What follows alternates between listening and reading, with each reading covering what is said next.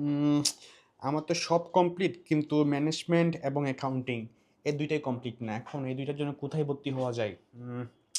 এখন কি করা যায়? আচ্ছা, সো তোমাদের যাদের কোয়েশ্চেন ভাইয়া, আমার তো হিসাব বিজ্ঞান এবং ম্যানেজমেন্ট মানে ব্যবস্থাপনা ছাড়া সব কিছুই কমপ্লিট হয়ে গেছে। শুধুমাত্র গ্রুপ সাবজেক্টে দুইটা বা একটা কমপ্লিট হয়নি। এখন এই দুইটা বা একটার জন্য আমি কোর্স কই পাবো, আমি কোত্থেকে শিখবো দুইটা বা একটা কোর্স? সবাই তো বলে পুরো কোর্স কেনার জন্য। সো যাদের মনে এই কোয়েশ্চেনটা আছে, তোমরা একটু কাম ডাউন হও। তোমাদের কি বলি শোনো, আমাদের হিসাব বিজ্ঞানের মাইক্রো কোর্স আছে এবং ম্যানেজমেন্টের মাইক্রো কোর্স আছে, বা ফাইন্যান্সের মাইক্রো কোর্স আছে, ইভেন মার্কেটিং স্ট্যাটিস্টিক্স এগুলোর জন্য আছে। সো তোমার যদি শুধুমাত্র হিসাব বিজ্ঞানের সমস্যা হয়, তুমি শুধুমাত্র হিসাব বিজ্ঞানের কোর্সটা কিনতে পারবা। তোমার একাডেমিক থেকে অ্যাডমিশন যতগুলো ক্লাস লাগবে সবগুলো ক্লাস কিন্তু এই মাইক্রো কোর্সে আছে।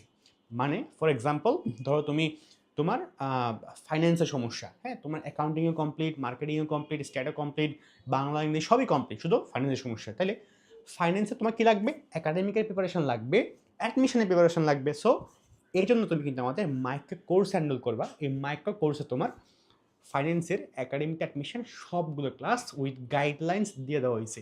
সো এখনও চিন্তা না করে, দেরি না করে এখনই মোবাইলটা হাতে নাও আর এনরোল করো। টাটা।